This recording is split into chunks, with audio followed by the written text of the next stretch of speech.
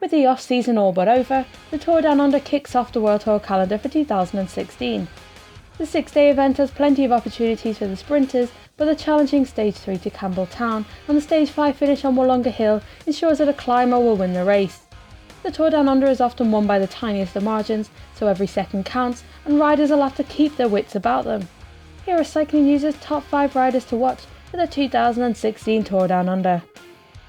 Rohan Dennis will be back to defend his title as he looks to become the first rider to take consecutive wins. Dennis is a rider on the ascendancy, and his 2015 victory would signal the start of a career-defining season for the 25-year-old. Last time out, Dennis was focusing on his hour record attempt a few weeks later, but there'll be no such distractions on this occasion. If he hopes to win, he'll face some strong internal competition from his new teammate and last year's runner-up Richie Porte. Simon Gerrans holds the record for the number of Tour Down Under titles with 3 to his name. The orica-greenedge rider missed out on last year's edition after breaking his collarbone in an off-season accident. He returns this year as the team's general classification hopeful, while Caleb Ewan will lead their sprint ambitions. Gerrans may not be the strongest climber, but he's proved in the past that he can hang in there on the harder days, and his fast finish is enough to keep him in the mix.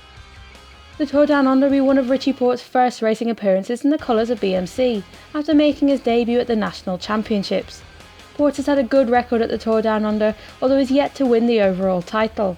He missed out by just 2 seconds to Rohan Dennis last season, but the two will have to work together this time around. BMC managed to find success with 2 leaders in 2015, and a win here would set him up well for the remainder of the season.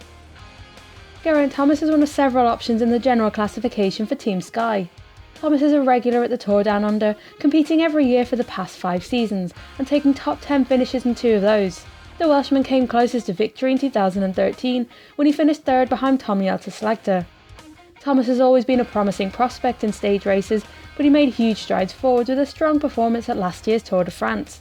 Other options for Team Sky are Sergio Henao and Peter Kenyuk. Louis Meintjes will be making his lampre-merida debut at the Tour Down Under after leaving MTN Quebec over the winter.